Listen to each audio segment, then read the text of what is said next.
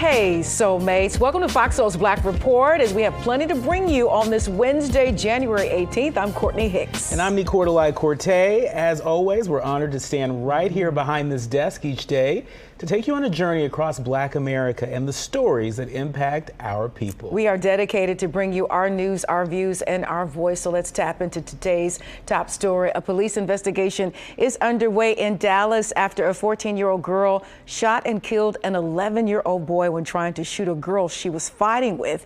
It happened in the parking lot of an apartment complex on Sunday afternoon about 2. Police say the boy was a bystander to that disagreement, innocent bystander. He was transported to the hospital where he later died. The suspect, that 14-year-old girl, initially ran but was later taken into custody and remains at a juvenile center. A string of police killings in Los Angeles of young Black men has caused serious concern among the city's mayor. In just 2 days, 3 men of color were killed by LAPD, one of which involved a Black man who was having a mental health crisis. Video of all 3 police killings have been released to the public.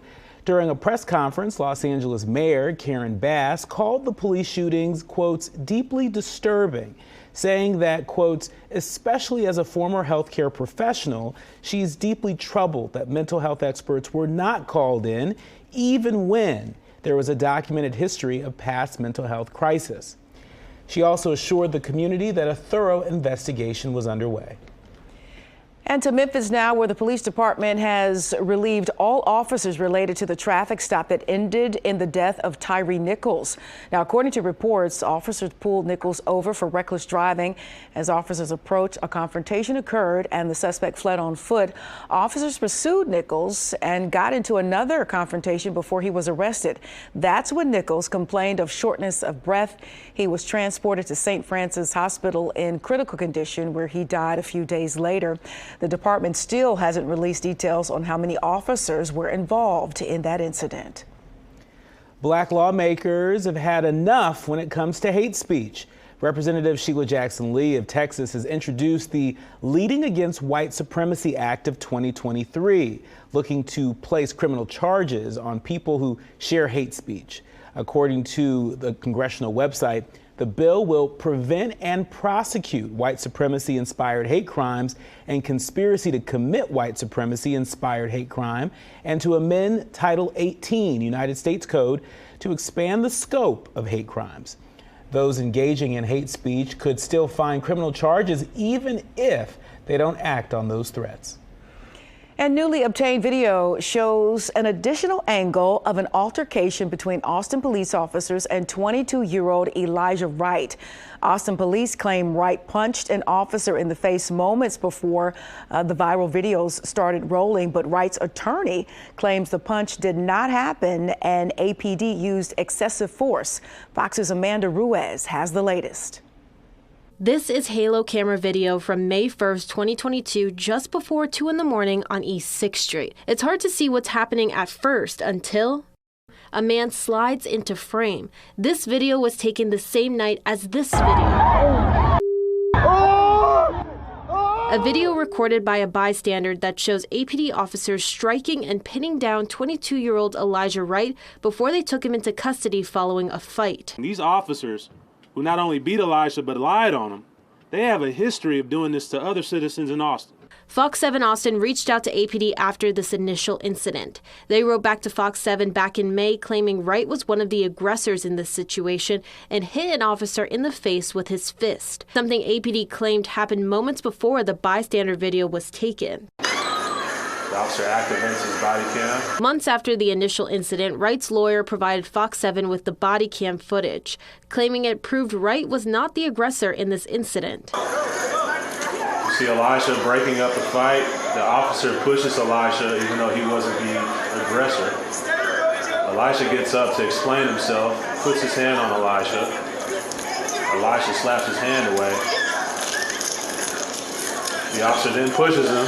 Supports our initial claim that Elijah was the victim in this particular predicament. Once again, APD doubled down in a second statement to Fox 7, still calling Wright the aggressor. Almost 9 months later, Fox 7 Austin obtained a third angle of this incident coming from Halo cameras. On it, you can see a man believed to be Wright slide on his back and then get up instantly. What happens next happens quick. Wright is pushed to the ground again and police run over to him. He jumps up and you can see what appears to be him throwing a punch before he is tackled by police. This is where the bystander video picks up. Fox 7 Austin reached out to Wright's attorney and asked if he believed the new Halo camera video shows the punch police claimed in the earlier statements. Justin Moore says it doesn't change his opinion, saying, quote, the newly surfaced Halo footage further confirms APD officers not only assaulted Elijah, but they lied, stating Elijah assaulted an officer. The only thing that can be seen is Elijah protecting himself. Moore stood his ground, backing up his plea to APD to terminate the officers involved. Amanda Ruiz, Fox 7 Austin News. And in a statement, the Austin Police Department said the officers involved were not put on restricted or administrative duty for this incident. Today, an attorney for Derek Chauvin is expected to ask an appeals court to throw out his conviction for the murder of George Floyd. His attorney plans to argue legal and procedural errors deprive Chauvin of a fair trial. Floyd died in 2020 after the former Minneapolis police officer pinned him to the ground with a knee on his neck. Chauvin was found guilty on second-degree murder, third-degree murder, and second-degree manslaughter charges. He is sentenced to 22.5 years in prison, and even if he wins his appeal, Chauvin will still spend more than 20 years behind bars after he pleaded guilty to a federal civil rights charge. I know they talk about, you're not going down without a fight, but he's already down. Yeah. And yet he chooses to still fight. My thought on that, good luck. Good luck to him on that. Yeah. I think those charges are pretty solid. And it's interesting. I mean, both of these stories are really a sign of the times. Mm-hmm. Both incidents involving police officers, overuse of force. Mm-hmm. This is certainly nothing new. But the only difference is now with body cam footage and with the use of cell phone video, we're seeing this happen oftentimes in real time. Yeah, looking back on that footage in Austin, it's still very unclear as, who, may have thrown the first punch. But again, with the importance of cell phone video, they may be able to clear something up or come to a middle ground as to what truly happened. Because at the end of the day, this young man was hurt and injured. And taking a look at the video that the witnesses filmed thereafter, one can side on the side of excessive force. So a lot to sort out there. Mm-hmm. But again, body cam and or, viral videos are really turning the corner when it comes to justification and whether something is deemed as excessive or not. And it's important to note, officers in the Austin case, officers said that Elijah punched them first, but that Halo cam footage says nope, didn't happen. Says differently. And even after that,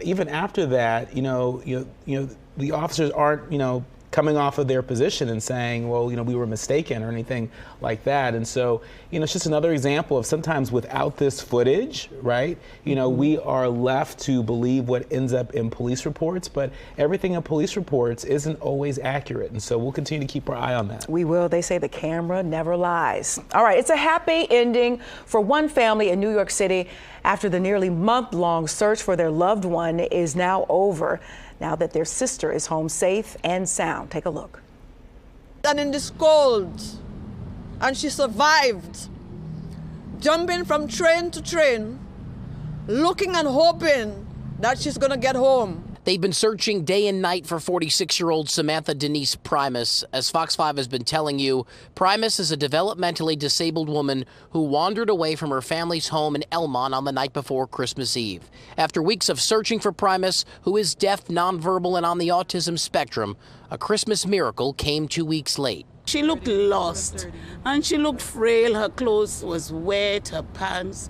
She was all in a deplorable condition. Viviana is a friend who's been helping look for Primus for weeks. She spotted her on the 1 train today, along with another friend who called one of Primus's sisters.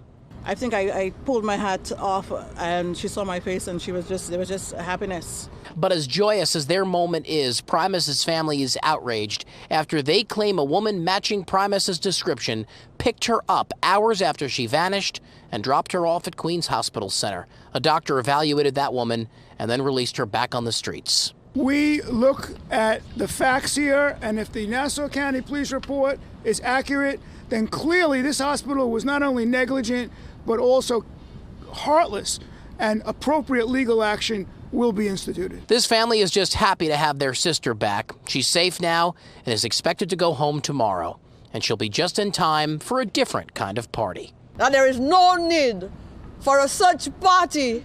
Instead, it's a party. Yes, it's that. A celebration indeed. That is an absolute miracle. Now, a hospital spokesperson says they are looking into the matter.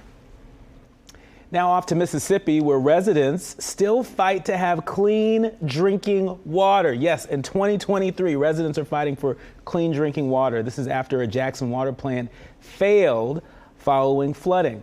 Now, severe weather is still causing problems in southern Mississippi. Heavy rain triggered flash flood warnings.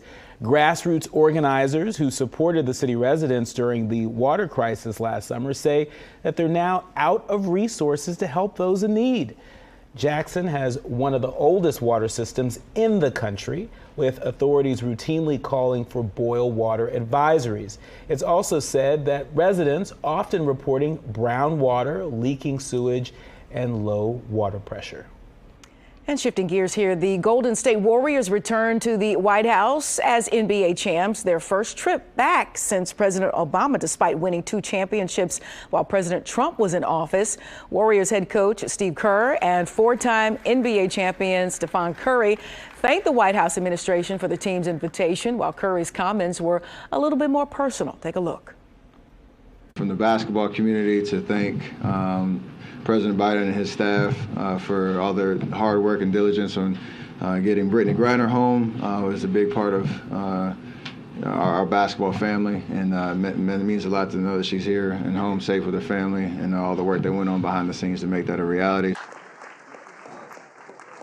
Indeed, the Golden State Warriors defeated the Boston Celtics 4-2 in the best-of-7 series last June, making their 4th NBA championship since 2015. Again, this is their first trip back despite winning 2 championships while President Trump was in office. All right, soulmates, the city of Boston unveiled a new memorial honoring Dr. Martin Luther King Jr. and his wife, Coretta Scott King, but the 22-foot sculpture is facing backlash from Coretta's side of the family.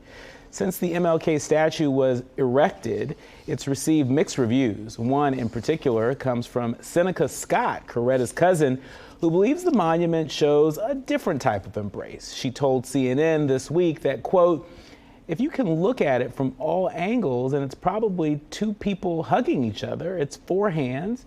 It's not the missing heads that the atrocity other people clamp onto that. It's a stump that looked like a penis. That's a joke.